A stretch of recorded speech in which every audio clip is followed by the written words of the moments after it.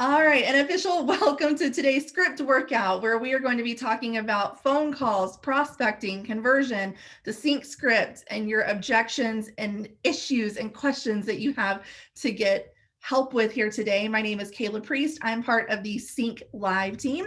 We are the team that hosts CINC University, Mastermind, Summit, and a lot of online virtual webinars like this where I get to meet you wherever you are without you having to travel to me. So I'm really thankful to be here today and thankful for all of you taking an hour out of your day to talk conversion and scripting with me.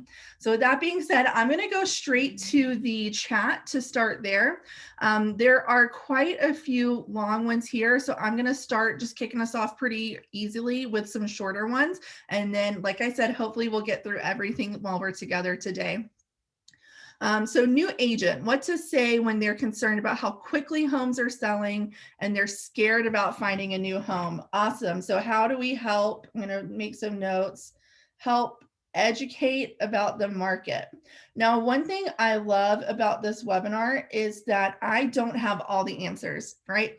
As we say at CINC University, there's 1,000 ways to Sonic, right? There's a lot of different things that you can do that get you to a good place. So if I pitch a question and you have a really great way that you generally handle that, I would love for you to share it in the chat. I can also bring you off of mute and you can share it live with everyone as well. So that way we're kind of crowdsourcing our answers. So of course I'll give you my perspective, but y'all are also a great way to get those questions answered as well. So objection all the time. The market is expensive right now. I want to wait a couple months for it to cool. So we're going to write down want to wait a couple months. And if you're saying, yeah, I absolutely get that all the time too, let me know that too, so I know exactly which ones we really want to talk about. So let's see, how many times should you call a new lead if you haven't reached them after 5 phone calls? What to do after 5 calls? Awesome. Great questions so far. I get registrations from the website that are requesting a home valuation, yet when I reach out to them, it's either dead silence, text, phone, email, or they respond with, I just wanted to look at a property but needed to register to do so. So looking for help getting engagement. I love that. You know, when someone says, I wanted to look at a property, but I had to register, let's just go ahead and kick it off with this one. They could have put in fake information, right? That's part of the ball game when you're dealing with internet leads, is people can put in fake information and there's really nothing we can do about it. And a lot of times, you know, especially John will teach and really preach the next philosophy of, if someone doesn't give you the time of day, then we're going to say next and move on to the next person, because we don't need to, you know, concern ourselves with people who are not ready to engage. But if someone puts in their real information and says, well, I wanted to look at a property, but I needed to register, and they gave you their real information, that's a really great spot to be in to have a great conversation about why they wanted to look at that property and where they might be in their home search. And so that might be also a great place for us to touch on, you know, to talk about our script. I do want to go through the opening line, objection handling, and how to close for the appointment, and hopefully be able to weave in some answers to these questions as we go. So you guys are giving me some really great things to touch on today. So let's see, objection all the time. The market's so expensive. Yes. Tips on calling old CINC leads, 60 to 300 days old. Oh, I love calling old leads. I love that.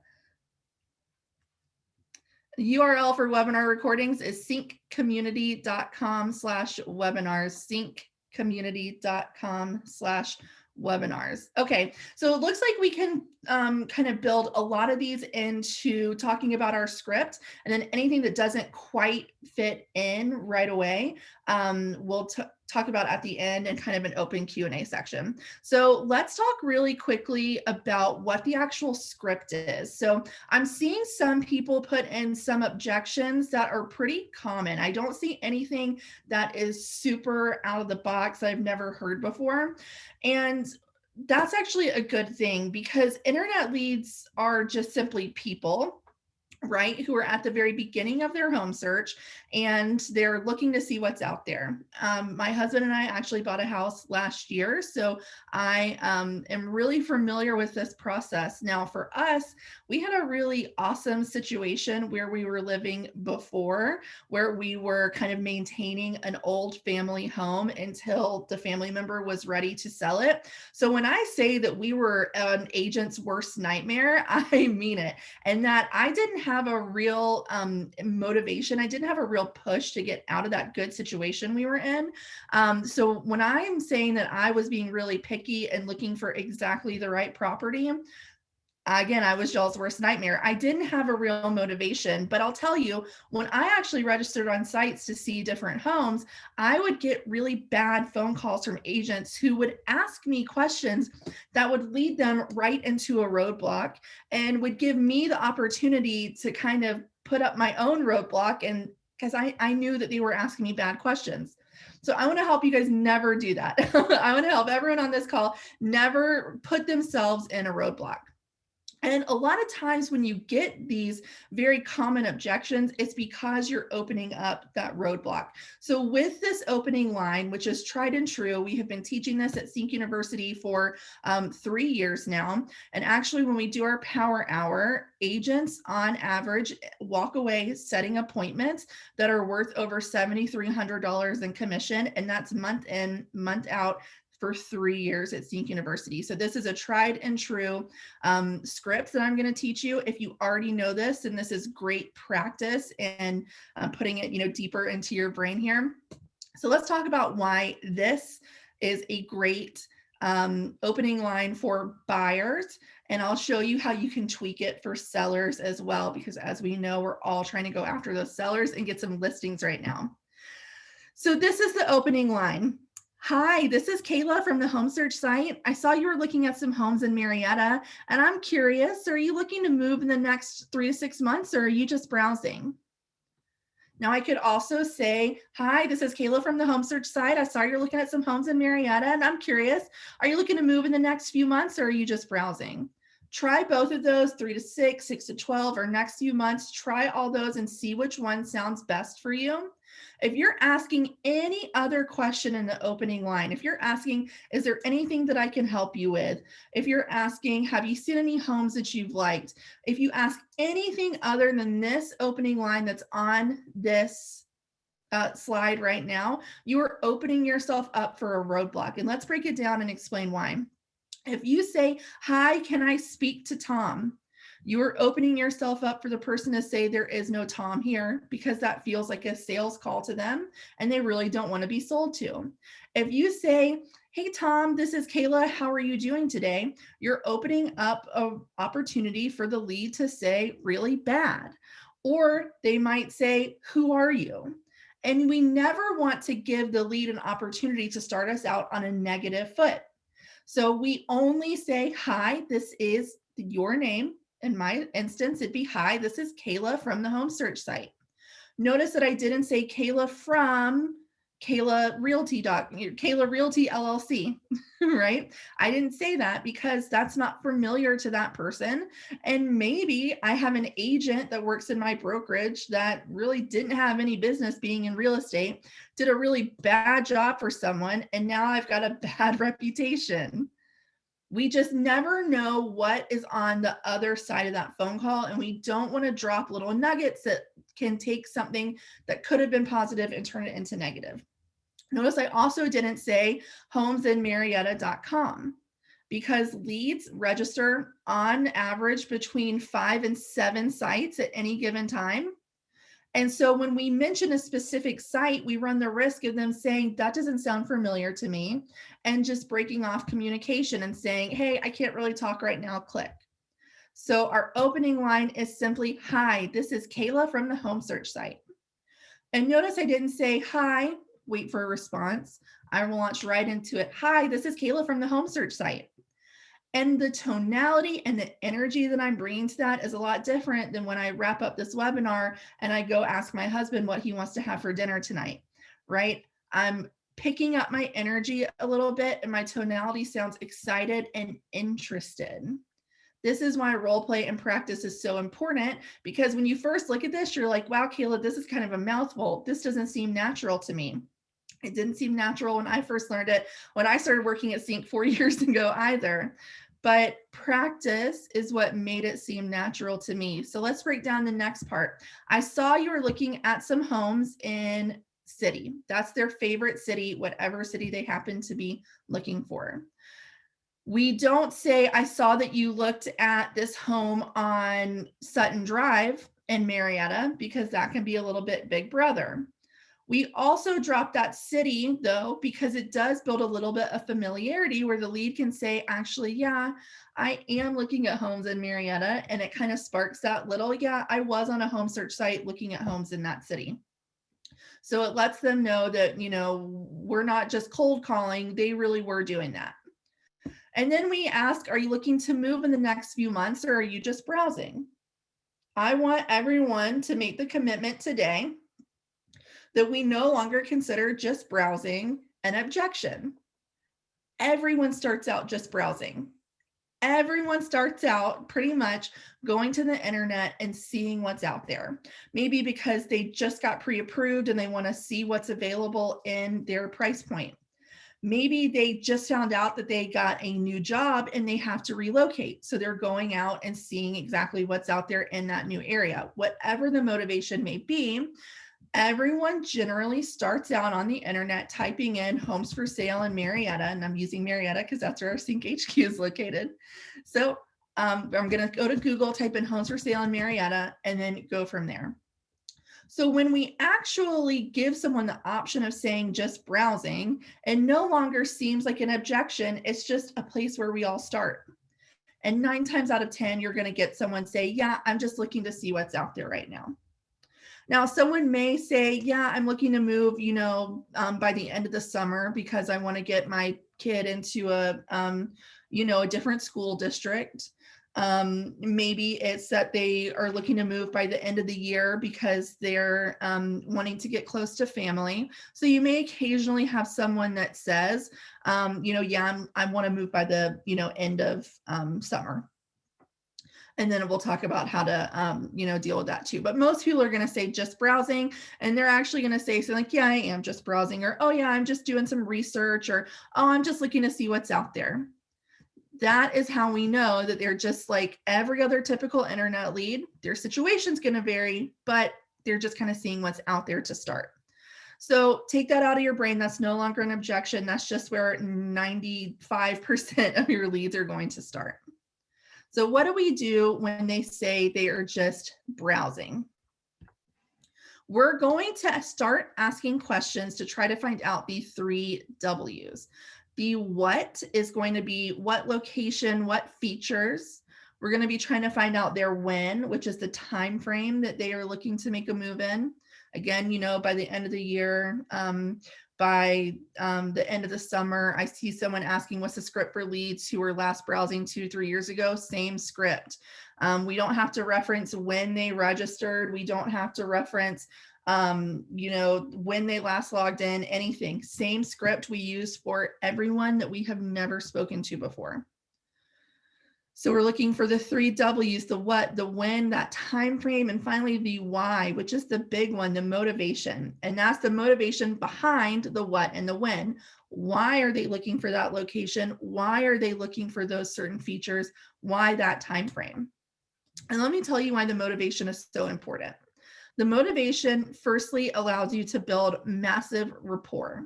When we actually actively engage and seem interested in the lead, it creates massive rapport. And the best way to get, start to build that is by asking the lead's motivation. And we're not going to come out and say, what's your motivation behind that? I'm going to teach you the questions in just a moment. So we're going to ask, okay, what about that location interests you? Why are you looking for, 2 acres? Why are you looking for a finished basement with a boat door, whatever it may be. Why that time frame? Why exactly are you looking now? What's got you thinking about being in a new place by the end of the year? And it's just an active conversation. So I'll tell you what you'll never see from me. You'll never see a conversation scripted out word for word, point, person A, B, A, B, A, B, because you never know where the conversation is going to lead. And you really have to be an active listener to be able to know where to go next. So if someone says, yeah, I really need a house with 4 bedrooms, we're not saying, okay, and how many bathrooms? We're actually staying in that 4 bedrooms and asking, okay, great, why 4? And let's see, Andrew actually has the $1 million thing here, saying that they've been coached to get 3 whys to be able to get an appointment, a Zoom appointment, or even an in-person appointment. Exactly why. 3 whys deep is what you'll hear us say in our training a lot, because when we get 3 whys deep, we go past the surface why and we get to the actual motivation, the actual reason why. And so let me give you an example of that. So when someone says, let's just say 4 bedrooms, and again, I don't just want to be taking someone's order, right? I want to be digging in and finding out why. So I don't say, okay, and how many bathrooms? When they say, yeah, I'm really looking for 4 bedrooms, then we get to say, awesome, okay, why 4? And they'll maybe say, well, it's me and my husband, and I've got a child. Oh, how old? And they maybe say, oh, a 4-year-old daughter. Oh, a 4-year-old daughter. Now let's say me, I don't have any children, so I'm not going to lie and say, oh, 4, what a great age. I don't really know about the age of 4, but I'm going to say, wow, a 4-year-old, that must be so fun, right? Building rapport, engaging. So, okay, a primary bedroom for you and your husband, a bedroom for your 4-year-old, and then, what are you thinking for those other 2? So I'm not necessarily, grilling them like a toddler. Why? It's conversational.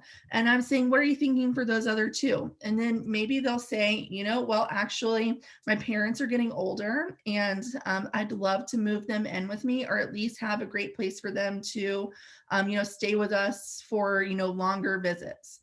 Or maybe it's, I'm starting a business and I really want one to be a home office.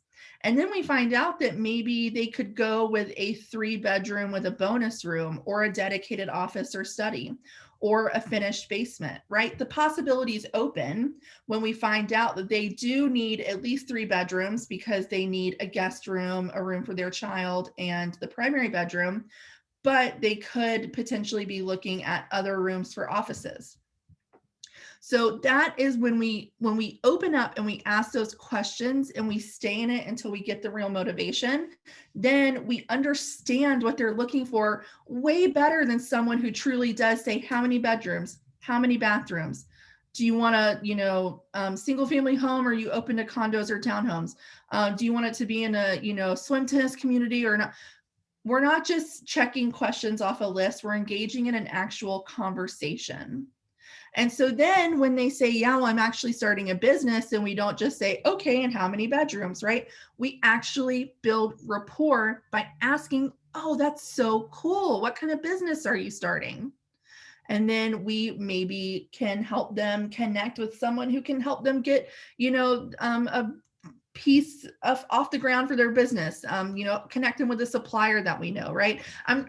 We don't always have to do that, but if the opportunity is there, can you imagine how much better the rapport you're going to build will be when you simply actively listen and ask follow-up questions? Sandy has a good one here. I learned early on not to say the word why, as it can be combative. Your thoughts on making the question a what instead?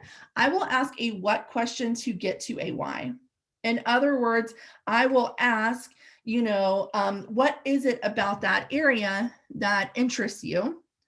but I'm trying to get to the why of why that area. I don't think that the word why itself is combative. I think as long as you are using it to convey your interest and to get to a motivation, and again, you're not grilling someone saying why. We can use what questions to get us to the why. So again, an example, if they say that they're looking to move by the end of the year, not why the end of the year. Okay, what is it about that time frame that sounds good to you? You can absolutely do that. Again, we don't want to be toddlers grilling someone why, but we can, use other types of questions to get to that why. Now, before we go any further, I'm going to skip back one because I mentioned that I would help you tweak this for sellers. So let's talk this. Hi, this is Cayla from, you can still say home search site, but you could also say home value site. So hi, this is Cayla from the home value site. And now we're going to be talking about, someone that requested a home value or indicated that they had a house to sell in this instance. So instead of I saw you were looking at homes in city, I saw you were looking at the value of your home in city. The question here is, what's the script when no city is listed? I would just say, I saw you were looking at homes in the blank area, whatever area you're kind of in. Or you could simply say, I saw you were looking at some homes online. So it could be for buyers, I saw you're looking at some homes online, or it could, for a seller, I saw you're looking at your home value online. But anytime there is a city, we want to use it because again, that helps create that familiarity. So I saw you were looking at your home value online or your home value in Marietta.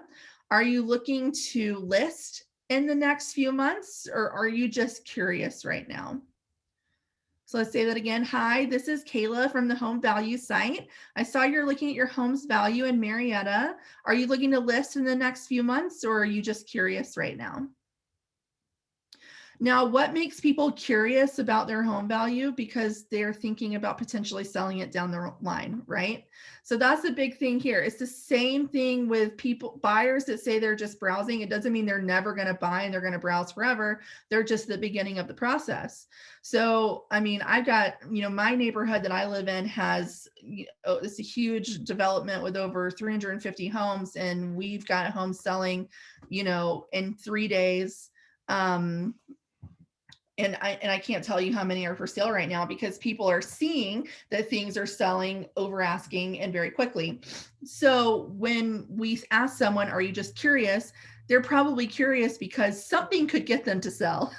And so the goal then is kind of figuring out the motivation as to why they're thinking about selling. And so the same thing goes, they're probably going to say, yeah, I'm just curious right now. Okay, what's got you curious, about your home's value? Well, my neighbor's house sold super fast. And, they made a great return on their investment, and we're looking for the same thing, right? So it's just asking those, right types of questions. Now, kind of flipping back to thinking about buyers, because that is going to be the large majority of your internet leads. Keep in mind, though, that buyers often do have a house to sell as well. So, we can always ask that question, do you also have a house to sell? We can ask that. So if someone does say, yes, they're just browsing, I'm going to say something like, oh, that's great. That's exactly what the site is for. So let me ask you, what's got you looking right now? They're going to say, oh, I really just wanted to see what's out there. And then we get to flip to figuring out those 3 W's, right? And here's a list of questions that to me really help keep the conversation going. When we say something like, that's interesting, why is that? This is my number one question, because when you truly feel like you are at a loss of what to say and you're not really sure how to keep the conversation moving, this one never fails. So someone says, yeah, I want a 3-car garage. On its face, that's not really that interesting.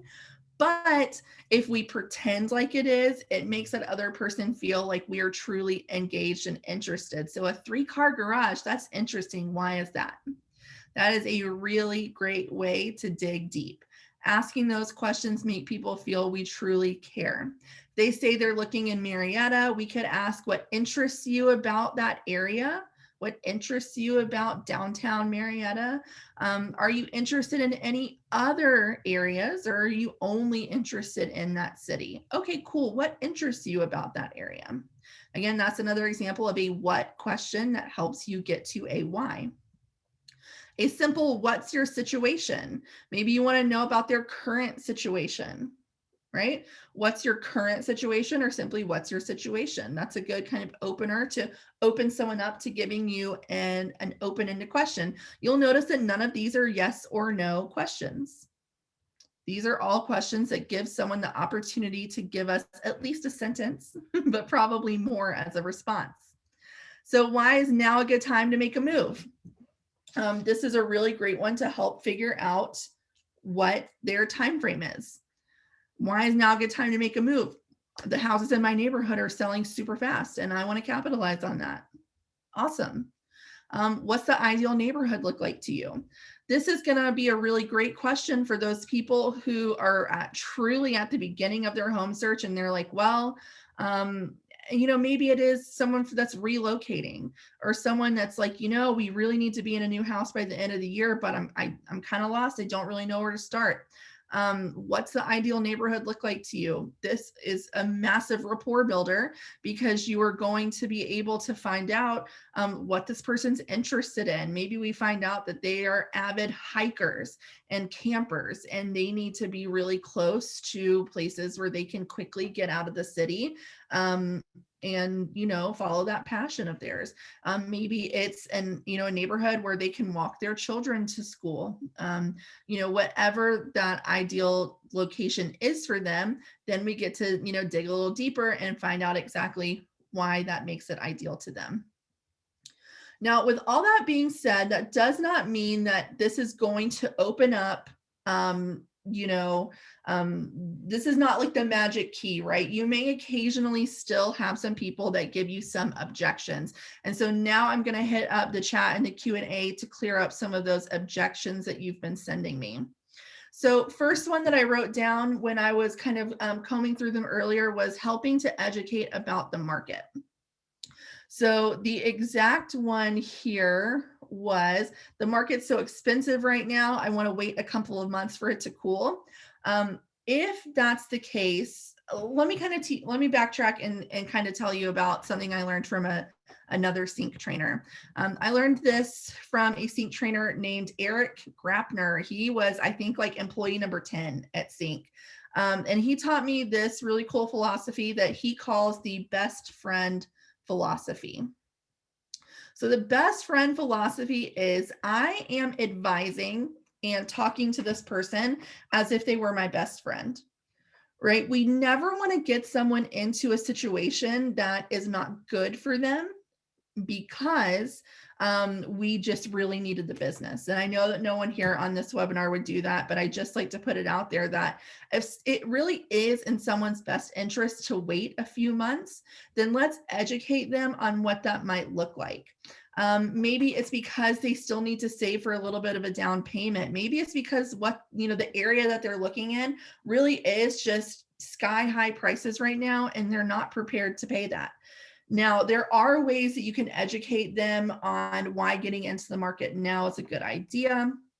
Maybe someone says that they heard that there's going to be some sort of housing market crash, and with your education and your expertise, that that's not really quite true. But if it really is in someone's best interest to wait a few months, again, maybe if you were with us at the beginning, I told you about before I bought this house last year, I was in a great situation that I really didn't have a lot of motivation to leave until I found the perfect place. So if they don't have a real motivation to leave their current situation, then we need to advise them on what that would look like.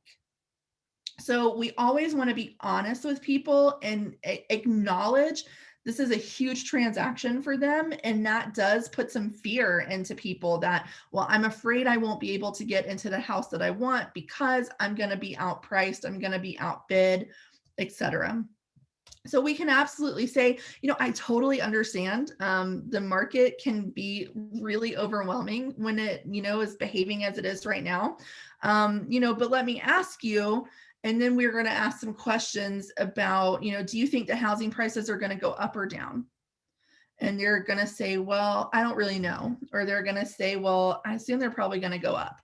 And then you can say, you need to be knowledgeable of your area. Say, yeah, what we found is that the prices have actually gone up for the past 7, months by, at least 1.5%. You don't have to be that specific, but if you have that data, use it. Letting them know, we have seen that prices have gone up, and the trend looks like that will continue for at least another 6 months. How do you feel about waiting 6 months? Now, notice I didn't say, do you want to wait 6 months? I asked an open-ended question. How would you feel about waiting 6 months? Now, for me, if that's the best thing for them, I will gladly work with that person over the next 6 months to get ready to make that move, whether that's helping them to save for a better down payment, maybe, trying to improve their credit a little bit so they can be in a better position to be a more attractive buyer, whatever that may be. I'm just asking questions and educating them. If they really want to wait, I'm cool with that. The average internet lead buys between 6 and 18 months from the time they're registered. So I love to fill my pipeline for that, business that's going to be popping up a little bit down the line. So I'm not always chasing now business, right? I'm kind of setting myself up to have closings on a rolling basis. So it really helps to have those stats, know the average time on market for your MLS, know the number of months that the prices have been rising in your area, and just keep yourself educated and up to date on all of that. And if again, it's really in someone's best interest to wait, then be cool with that, because you would not push your best friend to get into a situation that wasn't right for them. Now, if when you present that information to them, they're like, so you're saying that I could be paying, 6% more in 2 months for the same house? Yeah, that's what the data shows us. Let them make that educated decision. And a really powerful question in that scenario, if you're saying, yeah, that's what the data shows us, what do you think you would do in that situation? Let them kind of give you the answer, right? Now, I'm going to pause really, really quickly. I have a dog in my office who is making some noise and wanting to get out. So I'm so sorry. Give me 1 second.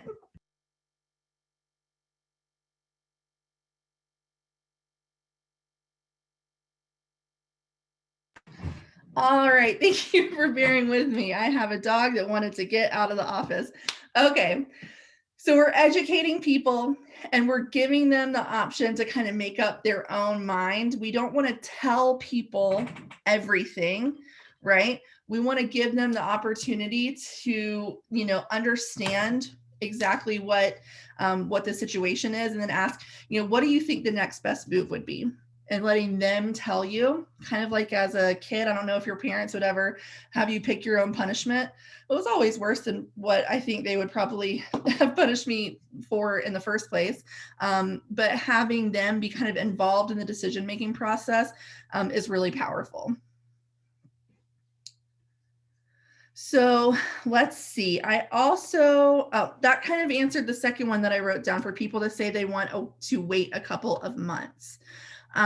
So yeah, it's all about education. Having those stats for your market is really powerful, because that way they know that you are an authority in your market and that you are educated, which makes them feel better about, trusting you to help them with the, arguably the biggest transaction of their lives. So let's see. I don't want my credit pulled yet. I'm trying to get my score up. Awesome. I have a great lender that I work with that has actually helped me in the past do that same thing for, a lot of people. I'd love to give you their information. What do you think? It's another great question. What do you think? So absolutely, if someone says they don't want their credit pulled yet because they're trying to get their score up, maybe you work with someone that can do a soft pull that doesn't affect their credit score up. And again, if it's in their best interest to wait a little bit, connect them with a great lender that is going to really help them get their score up, and say, they'll get you into a good position to to buy in a few months. And then we're going to set a reminder in CINC to follow up with them every 30 days or so, and keep in touch with that lender to see if they've made that connection. Good question. Let's see. I'm seeing a couple for if they already have a lender or agent, do I keep them on the platform? Seems as if that's not fair. What's a better response for people who say, I already have a realtor, I was just having to register to look at properties? So those are kind of in the same vein. I'll try to answer both of those at once. So if you're asking if you already have an agent, then stop asking that. Because when you do, you give the person the opportunity to tell a little fib and say, yes, I already do. And then they will, because they think that's just a nice way to kind of get off the phone. And you haven't already, built probably enough value for them to feel comfortable saying, yeah, I don't. If they have an agent, but they're having to register on your site to look, then either they don't actually have an agent because they don't have someone sending them the properties they're looking for, or they do have an agent, but they're not committed because that agent, again, isn't providing them the value that they need, or the agent simply doesn't have the technology where they can go on their site and look. I would never, ever, ever advocate for someone to try to steal or poach someone's clients, right? If they say they have an agent unprompted, because we're not going to ask that question, if they say they have an agent, then there's a couple different ways you can go. Some people simply choose to just not address it at all and keep going. And you can say, okay, that's great. And then just launch back into an open-ended what question. Other people will say, oh, well, I've worked in this area for a long time and I know a lot of agents. Who are you working with? And then if that person can give you the agent's name, most likely they are truly working with someone. If they can't give you a name, or they say, oh, somebody at Cayla Realty, then you know that they probably don't have a relationship with someone. Maybe someone called and spoke to them from that other agency, but they didn't make a good connection, whatever. A lot of times people will also just simply say, okay, that's great. Have you already signed an exclusive agreement with them? I wouldn't use like a buyer representation agreement or something because they probably don't know what that means. So I would say, have you already signed an exclusive agreement or exclusive, paperwork with them? And if they say no, then they're fair game. If they say yes, then we say, awesome, good luck with everything. I'm going to send you an email with my information. So, if anything changes in the future, please feel free to reach out so I can be of help. There's absolutely nothing wrong with sending an email saying, thanks so much for your time today. Best of luck with your home search. If you ever need anything in the future, please reach out. And then I keep them on the platform because we never know what's going to happen. Relationships fall apart all the time. People, for whatever reason, decide to part ways with their agents all the time. Sometimes agents choose to part ways with their clients for whatever reason all the time. So if you simply keep them on your platform, you're not paying CINC per lead on the platform. You have 500 people using your platform now, we're going to raise your price. That doesn't happen. So what's the harm in letting them continue to use your technology? So if anything does happen to change, they've still been probably getting those daily or weekly property alerts from you, and they're going to think, oh, that Cayla was really nice. When we spoke before, I'm going to reach out. You just never know. Simply let them keep using the website.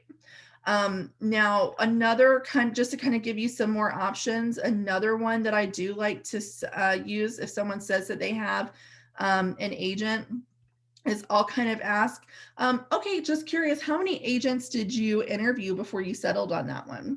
And that's just kind of planting a little seed of doubt, like, oh, maybe I didn't do any interviews. And then they can say, I honestly didn't. Okay, well, a lot of people just don't realize that that's, a kind of important relationship. And if you are open to meeting with me and kind of just talking about, what my process is like and how I could help you get into that next home and, get you the best deal, I'd love to. So there's lots of different little things you can try. Just try all those that we just talked about. See which one feels best for you. Everyone has a little bit of a different cadence. Everyone has a little bit of a different kind of flow to the way they speak. So whichever one of those sounds best for you, and when you role play and practice it, whichever one makes you feel like really confident in that comeback, use that one. So let's see what else here. When someone tells you wrong number, do you label it as a bad phone number or just change the pipeline to attempted contact, write that in the notes, and if you call again and get the same thing, then change it to a bad phone number? They might just be saying that. That is a good point. They could just be saying that. If someone does say wrong number, I kind of say, well, last ditch effort, I'm going to ask, okay, well, are you currently thinking about buying or selling a house, in the next year or so? Just to see. It doesn't, hurt to try. If someone does say wrong number, it could be the person you were actually trying to call who is just telling us a little bit of a fib. I think that could get cumbersome and having to remember that I called once and call again and then change the number. So right away, what I would do if someone told me wrong number, I try to salvage it, by saying, well, by chance, are you, interested in buying or selling a home in the next year? If they still say no, then I'll just simply label it as a wrong number. And we just do that by clicking that green check mark and turning it into a, yellow triangle for invalid. And then I'll try to email. But again, I next someone who I can't get in touch with. So if they've got a bad phone number, but a good email, then I try to email them and then go from there. But I'm not super into these processes where I have to go back and do the work again. If someone's already told me wrong number and I tried to overcome it right then, I'm just going to mark it as invalid and move on to the next. Because when we get into those, long processes of like, I'm going to call once and then I'm going to call again, and it can throw you off your workflow. So if someone tells me the wrong number, I try to overcome it, but I'll just mark it right then and move on. So how long do you keep the attempted contacts if not successful in reaching them or not answering behavioral texts? So that falls in line with another question that I wrote down, what to do after 5 calls. I don't know if y'all are in the CINC Facebook groups. We have one for site owners and one for agents. So site owners is, one that's because, site owners might talk about a little bit different activity than, agents working on sites. But both of them, there have been posts often about selling someone that was in the platform 300 days, 600 days, 900 days, and anywhere in between. So one thing I love about CINC and the type of leads that we generate is that it's not, and I kind of mentioned this before, it's not just now business, it's business that allows you to fill your pipeline. So it's people that are ready to go now, but it's people that are going to be ready to go in a year, people that are going to be ready to go in 2 years, right? We never really know. And someone who says they're a year out now may actually end up buying sooner because their situation changes. So we just never know until we speak to someone. So I'm calling as much as it takes to get someone contacted. If you are using the CINC P filters to do your prospecting calls, and if you're unfamiliar with that, please check out cincommunity.com/webinars. That is where you can view recordings of this and other webinars. So cincommunity.com/webinars, we have tons of prospect and follow-up recordings from past webinars that will teach you, as long as they're in those P filters, keep calling. You can also try texting, you can also try emailing, but as long as they are in those P filters, I'm calling. because that's going to help you reach people that you could have long forgotten. So I call as many times as it takes. Now, because I'm calling as many times as it takes, I do not leave a voicemail, especially not on the first call. I will leave a voicemail, I'd say 10 or so calls in, and you'll hear me say this on those other recordings as well. I do wait about 10 calls because if I do it before then, a couple things happen. I start to fall back on waiting for the lead to reply. And Jesse, thank you for throwing that link into the Q&A. I'm going to copy and put it in the chat as well. So when I leave a voicemail, I think, okay, I've done my job. I'm going to sit back and wait for the lead to call me back. And let me tell you, y'all, that just doesn't happen very often. It also then lets the lead see my phone number and then connect it to, oh, that, person who's trying to sell me a house at Cayla Realty. And then they start to screen their calls. So I don't like to leave a voicemail in the first 10 or so dials. Now I will, leave a voicemail again after 10 dials, but that's because I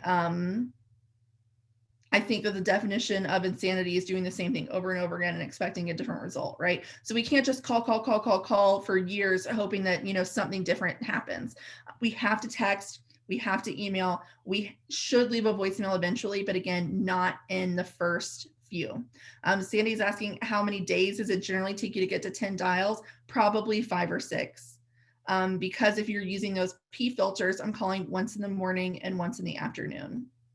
Now, you may find that if you start to leave a voicemail after 10 dials and you're still not getting a call back, maybe you want to change up what you're saying, and you can Google like effective voicemails to leave. Or you might want to push it out and start to leave a voicemail a little later. Take a look at your results and track them and see what's going to work for you.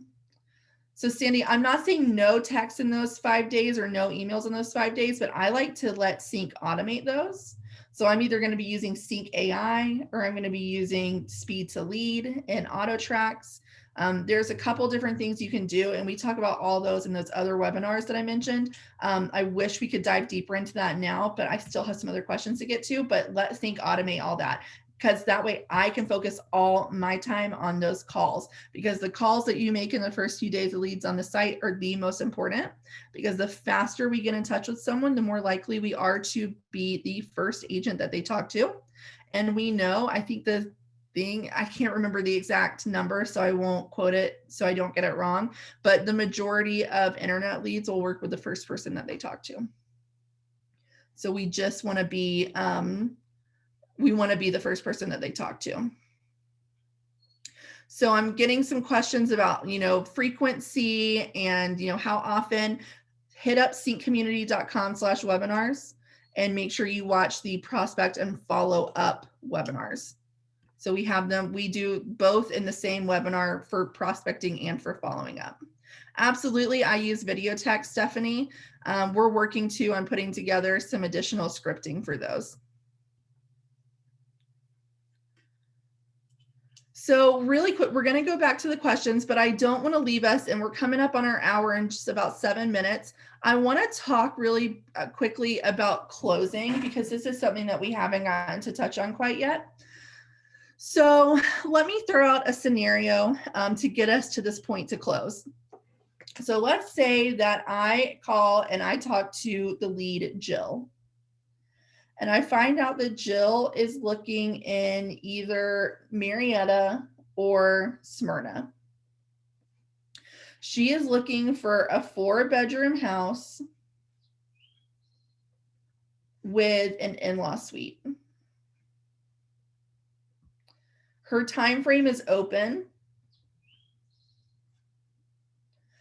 But when I dug deep, I found out that she wanted that 4-bedroom house with an in-law suite because she has aging in-laws and they're actually going to move in with them. I find out that she also has a house to sell in Macon. So I found out a pretty good, like decent amount of information about Jill. She's looking in Marietta or Smyrna. She needs a 4-bedroom house with an in-law suite. She's got an open time frame and she's got a house to sell too.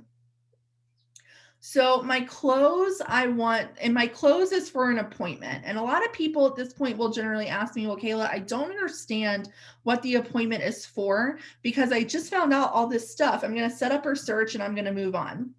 But when we ask for an appointment, we're asking for either a virtual or in-person consultation where we are going to dig even deeper into what the lead is looking for. We're going to hopefully get them to sign buyer representation. If they've got a listing they're ready to list, we're going to hopefully, get that listing. But at the very least, buyer representation. And I'm going to talk to them about what working with me is like and what the next steps are. Even if someone is 6 months out or something, I think it's worth it to have that consultation. So this is not where we're just going to go over her, feature request list again and move on. The appointment that we're asking for is where we really solidify that relationship and we start to build, leads have to know, like, and trust us. They know us once we talk to them on the phone. They like us when we start to build rapport, but they trust you when you start to build that face-to-face relationship. So we have to do either that virtual meeting or an in-person meeting where we kind of talk about what's it like working with me and my team, what's the next steps, and get that buyer representation signed. So using the information that I just pulled about Jill, this is how I use the emotion of her motivation to close and get her to set that appointment up. So I'd say, okay, Jill, let me ask you this. If I were to find you that 4-bed, 2-bath house in Marietta with that open in-law suite, so you could get, your husband's parents in there and, start helping them live a better life. If I could find that for you, would you consider moving sooner? So I'm kind of reiterating to Jill, hey, I heard all this. I remember it. I was so engaged with you that I know exactly what you're looking for. And if I could find that for you, would you consider moving sooner? And when we ask that question, we will more likely get a, yeah, I'd move as soon as you found that right situation for me. Awesome. So the next step is this. People respect process. So when we say, awesome, well, the next step is this. We're going to meet, talk about, dive deeper into what you're looking for and talk about what it's like to work with me as your agent. How does that sound? Again, we're asking for that verbal agreement. They're going to say, sounds good. We're going to say, awesome. The next step is this. We're going to set up time to talk, dive deeper into what you're looking for, and talk a little bit more about what the process of working with me as your agent looks like. How does that sound? Great. Okay, I can meet, this week anytime after 4 or this weekend in the morning, which works better for you. We're asking for the agreement. They're going to say, yep, that sounds good. And then we're going to give them times that we can meet. Now, if someone does, when you say, would you consider moving sooner? And they say, I don't know. It doesn't mean that all hope is lost. It simply means that we have an opportunity to uncover any last minute objections that they have. So if they say, I'm not really sure. Okay, can you tell me a little bit about why? Or, okay, did I miss something important? And then they're most likely going to say, well, I really just need to save some more money for a down payment. Or, we really have to sell this house before we buy another. And there's just some projects I've been putting off that I would need to get done. And now as agents, y'all are problem solvers, right? You're going to know how to help someone solve that problem. If it's simply like a credit rebuild, you're going to connect them with a lender. If it is needing some projects done, you're going to connect them with a contractor. If it is saving for a down payment, maybe you tell them about a program in your area for lower down payments, whatever it may be. Well, I'm just not really sure if I'm going to be able to find something in my price point. Don't worry about that. That's my job, right? So whatever kind of last minute objection they give you, here's your opportunity to overcome it and really be an invaluable asset to them. So when we ask this question, would you consider moving sooner? If you've really set the tone, if you've really dug deep and found out there are 3 W's, there, what, their when, their why, and you reiterate it to them here in the close and ask, if I could find you that, would you consider moving sooner? You're most likely going to get a yes, but if you don't, that's even more powerful because you can go ahead and solve their problem right then and there. So it's really important to set this consultation appointment and discuss all those things I've already said that we would discuss there.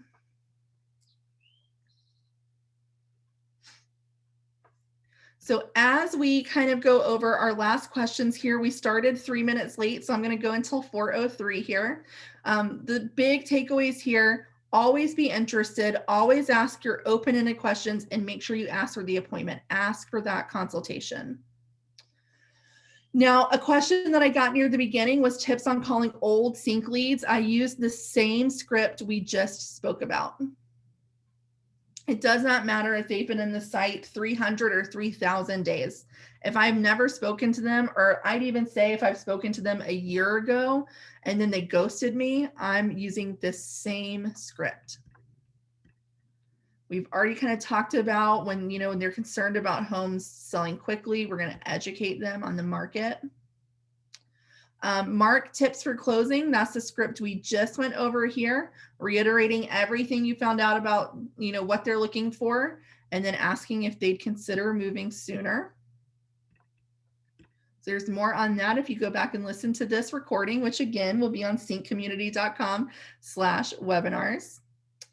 Jill asked, how would you recommend we work in behavioral messages? Do we call right away or call them before we do our filters? So basically, I'm working in my P and F filters and I'm not worried about whatever else is going out automatically. If it's AI, if it's behavioral messaging, I'm not worried about it. In those first few days especially, I'm calling, if they're in my P filters, if they're in my F filters to prospect and follow up, I'm calling those people. No real order matters there. I'm just doing I'm doing my calls, I'm doing my follow-ups.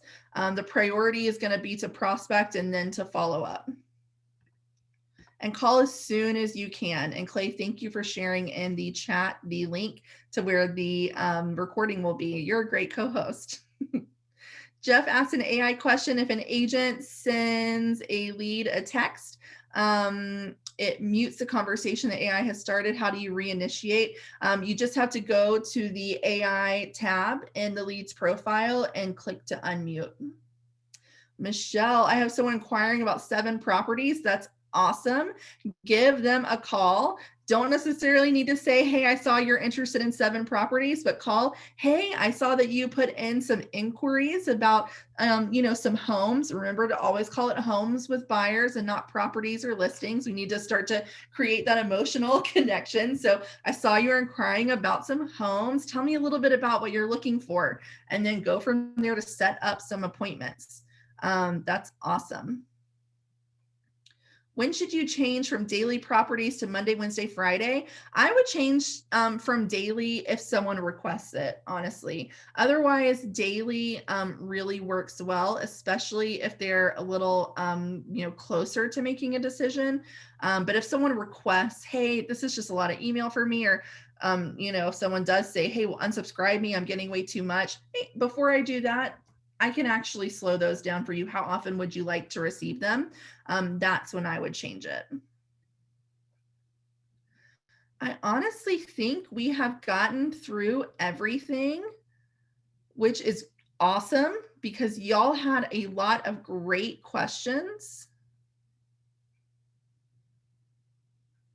Awesome. All right, y'all. So, last one. If someone opts out, does the system remove them automatically? No, but we will not let you text or email them because that would be illegal. When someone opts out, we cannot text or email them anymore. But you can still call someone. Even if someone unsubscribed from texts or emails, then we absolutely can continue to call them until they tell us to quit. But until then, keep calling. Awesome. Thank you guys so much. Michelle, that's so nice. Thank you so much. I'm going to take a screenshot of that for days when I need a little boost. I really appreciate all of you for coming. Thank you so much. Again, this recording will be on cincommunity.com/webinars. Tons of recordings there from this webinar and other sessions as well. Really, truly, thank you for taking an hour and some change out of your day to join me. Really appreciate it. Have a great rest of the week. If there's anything that we can do to help you before you join us for another webinar, then please give a call to CINC support. They're an awesome resource. And cincommunity.com/webinars also has links to sign up for our other webinars that are coming out this week. So if you want to join me live for 2 other sessions this week, you can sign up there on the site. Thanks again. Have a great week, and hopefully I'll see you live at another one. Bye, everybody.